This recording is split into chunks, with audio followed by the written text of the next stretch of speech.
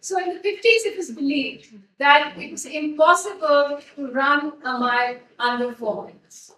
The belief was triggered by the fact that if you ran that fast, your lungs would explode. So physiologically, it was believed that man, as physically developed, could not achieve it.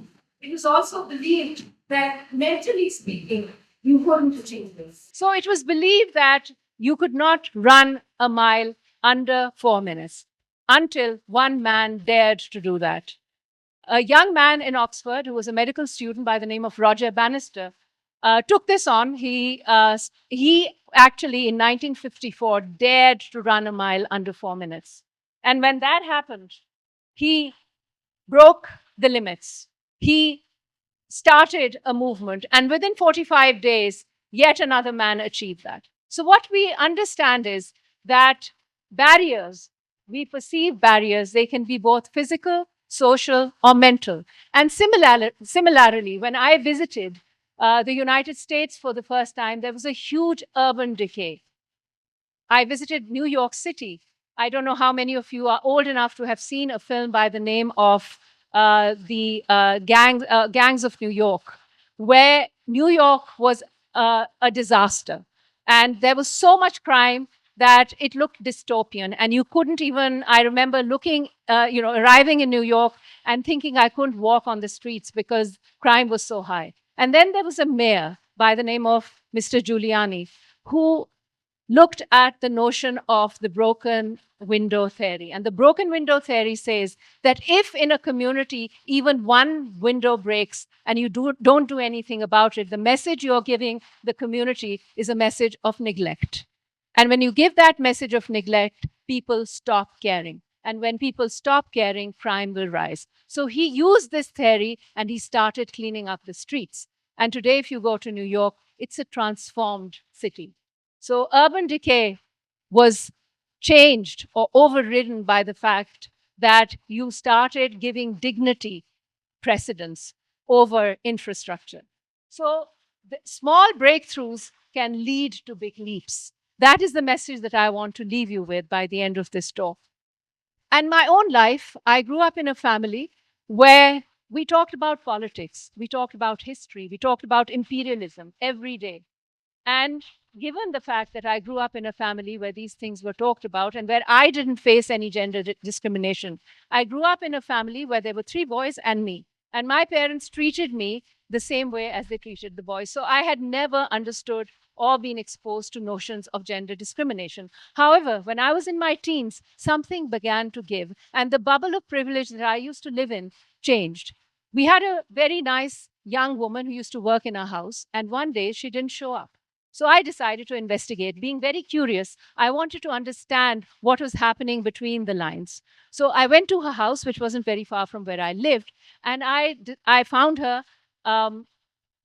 traumatized, in a state of trauma. Her husband had beaten her up. And I decided to take action and take justice in my own hand. And I went to the police and I reported this to the police. And I said, look, she's been beaten and she's a victim of domestic violence and we need to do something about it. Well, the next day, I thought I had done my bit. I thought I had made her choices for her. Well, next day, what happened? Can you imagine what happened? It wasn't what I expected. The entire community came along with her and they asked me to forgive him. That's when I realized that patriarchy, misogyny, discrimination were very layered and they were deeply ingrained in our psyche. On the other hand, at the same time, something else happened that made me rethink and made me re-question and made me observe the lines that were drawn in our society. My mother and a group of very, very brave and resolute and courageous women stood up against the state in 1983 on the Mall Road, against a law that was highly discriminatory, that considered women below par. And when a state gets into the notion of gender discrimination, then things become really worse for women. So they stood up against the Hudud Ordinance in 1983. They were mercilessly beaten and put into jail. And that's when I realized that there are 2 things there are 2 lines that are drawn. On one side, there is the world of privilege. And on the other side, there's the world of helplessness. Where did I want to stand? What did I want to do? Could I really make a difference? Could I really change things? So I looked at two things. I looked at culture, which is where I saw my maid stand. She needed identity, she needed belongingness. On the other side was the state, which determines laws, which determines who you are, what you do, what your civil responsibilities are, and how you interact with the larger community and the nation. I realized it wasn't about adding more laws, but it was about reimagining hearts. It was about reimagining the world. So, how did I end up traveling, looking at this whole universe where there was chauvinism, where there was patriarchy, where there was prejudice, where women were not given the rights that they had? How could I stand up against this huge anarchy, against this huge system which was pushing women back? Could I really do something? Was I like Atlas that I could hold up the sky? How was it possible? I was too small. This was like a David and Goliath moment, a moment that we are seeing in the world today.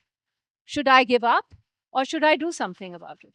I don't know how many of you have heard about Attar's Semur.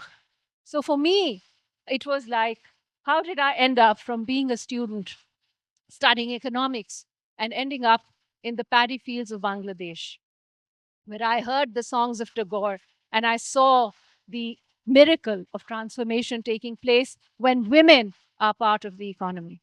I was like the seeker who was seeking something. And it was actually at that time when I realized, while I was looking at the economic system, that I realized that the system that we have needs to change. It needs to change because it considers poor people to be part of the problem and not the solution. Because it considers poor people to be caged. It's best that we keep them in cages. It's best that we have them as plants growing in a pot rather than a forest of change and a forest of opportunity. It's a system that doesn't consider the poor to be visible, but considers them to be invisible. So 44% of Pakistan's population lives at 800 rupees a day. If I was to give you 800 rupees and ask you to manage your entire family on that for the day, how many of you could manage that? Raise your hand. A family of 5 children and 2 adults. So when we look at the wealthy, it's about managing abundance. But when we look at the poor, it's about managing scarcity. Which one would be harder?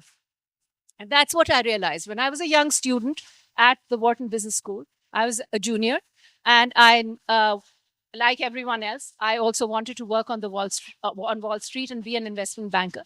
But when I interviewed at many of the Wall Street banks, I realized this is not what I wanted to do. All I would do would be putting more money into the pockets of those who were wealthier, while the problem is of poverty from where I come from.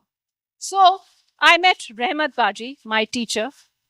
Imagine you are at the precipice of opportunity, but wherever you go, the door closes at you. Because when Rehmat Baji, who was a very, very skillful entrepreneur, she makes shoes. She's a cobbler. She's breaking limits like Roger Bannister was. However, every time she approached a bank, the bank would say, "You're a woman. You're too small. You're invisible to me. I don't even see you. I'm not going to lend to you. You're a very high risk." However, in microfinance, we say the opposite. We say, "We see you. We see you as an opportunity. We see your resolute determination. We see your skills, and we see your dreams." So imagine a small loan that is used to fund a small cart, a small loan that is used to buy a goat. Behind that small loan is a huge transformation. It's a transformation where a woman, when she earns an income, guess what she does? And there's data that tells you this, data that we have seen across the world globally. If a man earns $1 and if a woman earns $1, the line is drawn. There's something else we need to see between the lines. What would happen to that money? Where does it go? So when we translate change or transformation when a man earns, we see that almost 50% of that money he keeps in his own pocket and 50% he invests on the family. Well, when we see a woman earning, the change is apparent. the transformation that happens when she earns, she puts 70% in the well-being of her family, whether it's education, whether it's nutrition, whether it's healthcare, and whether it is their livelihood or their well-being in terms of the home that they live in. What does she do with the 30%? What do you think she does with the 30%? She saves it, because women are the thrifty ones. You know, one of the problems in Pakistan today, we have one of the lowest savings rate in the world, or in, for that matter, in South Asia. It's right now at 12%. So what's going on? Women save, but they don't have formal places to save.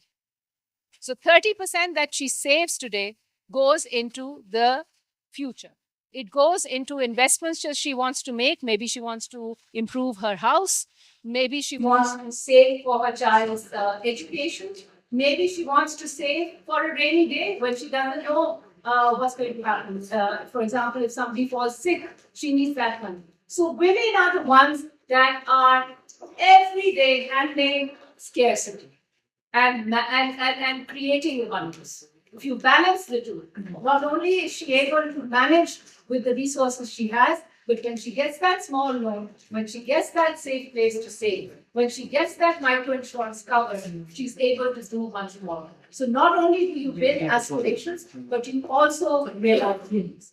And let me introduce you, going back to the example that I started with. So we say no to limits, we say no to broken windows, and we say yes to women's economic empowerment. Because without them, without the economic participation of women, this country, or for that matter, any country, is not going to succeed. And one of the things that always inspires me is the fact that today, if I look at universities and colleges across Pakistan, the female participation rate in the student body is more than 50%. So if we talk about access to education, that is changing. And right access to microfinance, where women start to make decisions, where their self-esteem grows up, where they invest in the future of their families, where they're able to make choices that they would otherwise not have been able to make, and where their buried dreams are realized. So let's meet Salma Baji, who is today's Roger Bannister. So Salma Baji is, if you look at her stance and if you look at her approach, she is trying to break stereotypes. She is changing the world from within in a small way. Because we all know that the power of the small is what will change the world. That is what happened in my case. I started with 15 women in 1996 with small loans and financial education training. Today, Kashf Foundation has had 9 million Pakistani entrepreneurs across the world. We are the largest microfinance institution in the country. So if you look at impact, small things have huge impact. So let's talk about Salma Baji. Salma Baji was living a very comfortable life. Her husband was a taxi owner and he used to drive his taxi. Suddenly he had a cardiac arrest and passed away. Salma Baji saw two lines ahead of her. She saw two pathways. One pathway was the pathway of helplessness that we saw with the name. She chose not to question society. She could have chosen not to question role models. The other option was that she wanted to live a life of dignity. Microfinance, entrepreneurship, women's economic participation is all about creating dignity. So she chose the path of dignity and decided that she would run the taxi business herself. She took a loan of 25,000 rupees from her because the taxi needed some repair. And she started flying the road with her son. In fact, she became so famous that BBC ran a story in 2018 because she was one of the first women to do that. Not only did she run the taxi or drive the taxi herself initially, but now she owns 4 taxis where she has employed other women to drive them as well. So that's what happened. That is the power of the small. That is when lines begin to change. And we all know that history has shown us that big change can happen with small lines. It's breaking that one barrier. It's repairing that one woman and it's giving them one more to women that can change society. So thank you very much.